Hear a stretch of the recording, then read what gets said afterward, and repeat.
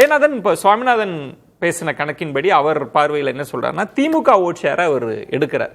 அதுவும் ஒரு குறிப்பா சொல்றது நலத்திட்ட பயனாளிகள், அந்த ஓட் ஷேரை அவர் எடுத்துட்டார். ஸோ இந்த கடும் மும்முனை போட்டி இருமுனை போட்டியா மாறி அட்வான்டேஜ் ஏடிஎம்கேக்கு வந்துருச்சு.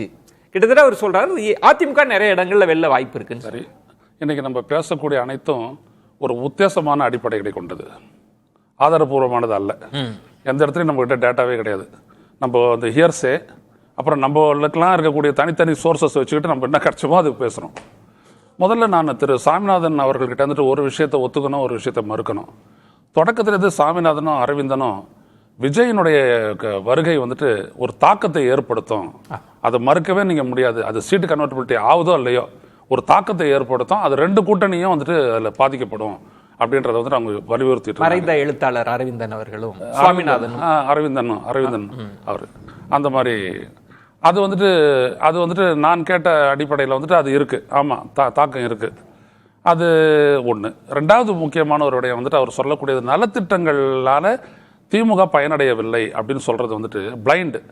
எப்படி அப்படின்னம்னா, ஒரு ஏழை எளிய மக்கள் அங்க இருக்கக்கூடிய பெண்களுக்கும் ஒரு நடுத்தர உயர் நடுத்தர வகுப்பு பெண்களுக்கும் இருக்கக்கூடிய வித்தியாசம் நேர்முரணான பார்வையை நீங்க பார்க்கலாம். இவங்க பயனாளிகள், அவங்க வந்துட்டு பயனாளிகள் அல்லர். அப்போ இவங்க வந்துட்டு அதுக்கு வந்துட்டு கொடுக்கக்கூடிய முக்கியத்துவத்துக்கு வந்துட்டு இங்க முக்கியத்துவமே இருக்காது.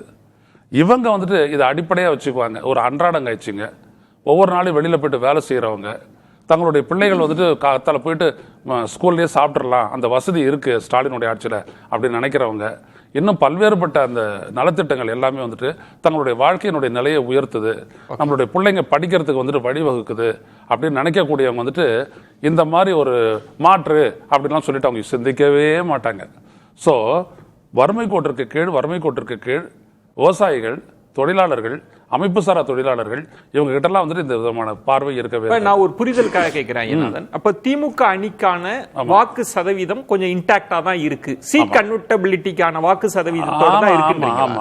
அதுல விஜய் எந்த சேதாரம், அதுல வந்துட்டு விஜய் ஏற்படுத்தக்கூடிய சேதாரம் என்ன அப்படின்னம்னா, அந்த ஒரு திமுக குடும்பம் அப்படின்னு ஒரு குடும்பத்தில் எடுத்துக்கிட்டீங்கன்னா 4 ஓட்டு இருக்குன்னு வச்சுக்கோங்களேன். அதுல ஒரு ஓட்டு இளைஞர் அப்படின்னம்னா அந்த ஓட்டு வந்துட்டு விஜய்க்கு போயிருக்கு. ஆனா இது எல்லா இடத்துலயும் நிகழ்ந்ததா தெரியாது. இப்ப இது நகர மையங்கள்ல ஆம், கிராம பகுதிகளில் இல்லை. இப்ப கிராம பகுதிகளில் நீங்க எடுத்துக்கிட்டீங்க அப்படின்னம்னா, இப்ப சென்னை, கோயம்புத்தூர், திருச்சியில இது பரவலா சொல்றாங்க. ஆமா, அப்படிதான் போயிருக்கு அப்படின்னு. நம்ம வந்துட்டு பூத் ஏஜென்ட்ல அந்த சோர்ஸ் அது. அதே நேரத்தில் நீங்க வந்துட்டு கொஞ்சம் உள்ள போனீங்கன்னு வச்சுக்கோங்க, கோயம்புத்தூர்ல இருக்கிற அந்த விஜய்க்கான அந்த ரிசப்ஷன் வந்துட்டு பல்லடத்துல கிடையாது. பல்லடத்துல திமுக வர்சஸ் அண்ணா டிஎம்கே, திமுக வர்சஸ் ஏடிஎம்கே சரியான போட்டி அப்படின்றாங்க. ஒன்று அதுல கிராமத்தன்மை வேற இருக்கு, நகரத்தன்மை வேற இருக்கு நம்ம பேசலாம். சுவாமிநாதன் என்ன சொல்றாருல, இந்த கடும் மும்முனை போட்டி இருக்கிற இடத்தில் நம்ம நகர்ப்புறம்னு வச்சா அவரு அட்வான்டேஜ் வந்து ஏடிஎம்கே கொடுக்குறாரு. ஏடிஎம்கேவுக்கு பாதிப்பு இல்ல, திமுகவுக்கு தான் பாதிப்புன்னு. அதை இல்ல, நான் கொஞ்சம் மாறுபடுறேன். சாமிநாதன் நல்லா அனலைஸ் பண்ணக்கூடியவர் தான், நான் மாறுபடுறேன். நம்ம மயிலாப்பூர் எடுத்துக்கிறோம். மயிலாப்பூர்ல என்ன நடந்துச்சு? மயிலாப்பூர்ல shocking, the Brahmin vote bank shifted towards Vijay. அப்படியா? ஆமா, அது முதல்ல கமல்ஹாசன் வந்த போது கமல்ஹாசனுக்கு போச்சு. அதை நாங்க எதிர்பார்த்தோம், அது அப்படிதான் போவோம் அப்படின்ட்டு. அடுத்த தேர்தலில் கமல்ஹாசன் அதுக்கப்புறம் கட்சியை வந்துட்டு சரியா பண்ணாலும் அந்த கட்சி விட்டு எல்லாரும் போனாங்க, மகேந்திர விட்டு எல்லாரும் போயிட்ட உடனே அடுத்த தேர்தலில் அது அப்படியே பார்த்தீங்கன்னா மக்களவை தேர்தலில் இவங்களுக்கு போச்சு, பாஜகவுக்கு போச்சு. தமிழிசை வந்துட்டு 2வது இடத்துக்கு வந்தாங்க, அதிமுக 3வது இடத்துக்கு போச்சு. இப்ப அது விஜய் கிட்ட போகுது, ஷிஃப்ட் ஆகுது. பாஜக ஆமா விரும்பி வாங்கின தொகுதி அதே மாதிரி இதுலயும் அதே மாதிரி தான். இது ஒரு பெரிய ஒரு ஷிஃப்ட் வந்துட்டு நடந்திருக்குது. அப்ப டிஸ்அட்வான்டேஜ் பாதிப்பு அதிமுக பாஜக அணிக்கு. ஆமா, பாஜக அணிக்கு. அதுதான் ஒரு உதாரணத்துக்கு நான் சொல்ல வரேன். அந்த பூத்தினுடைய பேரை மட்டும் நான் சொல்ல மாட்டேன். பூத் ஏஜென்ட் சொன்னது என்னன்னா, சூரியனுக்கு விழுது, பிகிலுக்கு விழுது, எங்களுக்கு விடல. அது சொன்ன அந்த இடம் வந்துட்டு பாத்தீங்கன்னா அந்த குறிப்பிட்ட பகுதியில் திமுகவினுடைய செல்வாக்கு இல்லை பெருசா. அது அதிமுகவினுடைய பாஷன் அப்படின்னு சொல்லலாம். அந்த இடத்துல எப்படி ஸ்பிளிட் ஆயிருது. அப்ப நீங்க சொல்வது அவர் அதிமுக வாக்கு வங்கியை கரைச்சிருக்கிறார், போட்டின்றது திமுக வெர்சஸ் அதிமுக. இன்னொரு இடத்துல நீங்க பாத்தீங்க அப்படின்னா, நாமெல்லாம் பேசாத ஒரு விடயம், திமுகவுக்கும் தாவேகாவுக்கும் தான் போட்டி அப்படி சொல்றாருல்ல. நகர மையங்கள்ல அது வந்துட்டு கிட்டத்தட்ட ருசுவாகக்கூடிய அளவுக்கு இந்த ஓட்டிங் பேட்டர்ன் இருக்குமோ அப்படின்ற அளவுக்கு தான் இருக்குது. இப்ப நீங்க சொல்வது வந்து பெரிய பாதிப்பு அதிமுகவுக்கு தான் பெரிய பாதிப்பு அதிமுகவுக்கு நகர மையங்கள்ல கிராம பகுதிகளிலேயே கூட விசாரிக்கும் போது அவங்க சொன்னது, உதாரணத்துக்கு நான் 2 இடம் சொல்றேன். ஒன்று நாமக்கல் மாவட்டம், இன்னொன்று ஈரோடு. இங்கேயும் கூட அந்த அடித்தட்டு மக்கள், அவங்கள இருக்கக்கூடிய இளைஞர்கள், இப்போ இந்த திராவிட முன்னேற்ற கழகத்தினுடைய அரசனுடைய பலன்கள்லாம் அனுபவிக்கக்கூடிய அந்த ஏழை எளிய மக்கள் வீட்டில் இருக்கக்கூடிய பசங்க விஜய்க்கு. சரி, அதே மாதிரி விவசாயிகள் இருக்காங்க இல்லையா, பெருநில விவசாயிகள், நல்ல வசதியானவங்க தான், அவங்க வீட்டு பிள்ளைகளும் விஜய்க்கு தான்.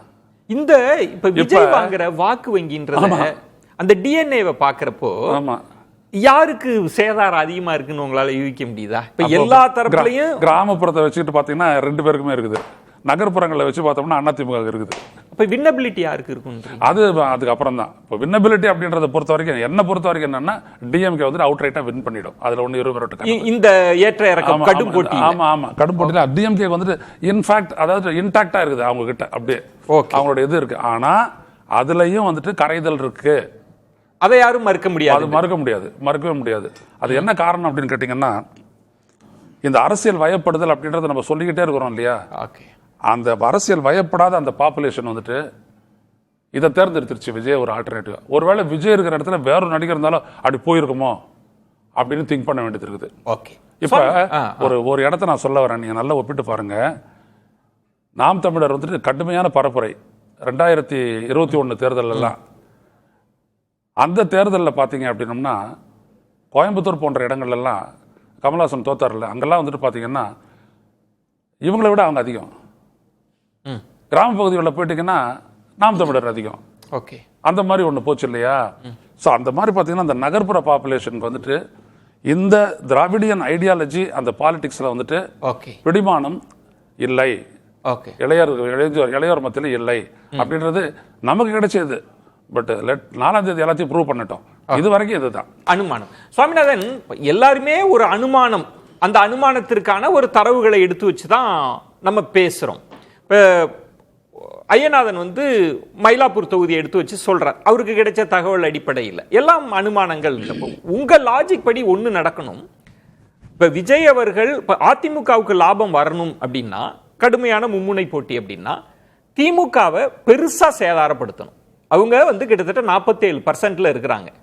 அவங்கள்ட்ட மிகப்பெரிய சேதாரத்தை ஏற்படுத்தி அதிமுக அணியில் ஒரு சிறிய சேதாரத்தை ஏற்படுத்தினால் மட்டும்தானே அதிமுக அதனால் பயனடைய முடியும். நீங்க அந்த இடத்துல என்ன லாஜிக் வச்சு பாக்குறீங்க? ஆமா சார்,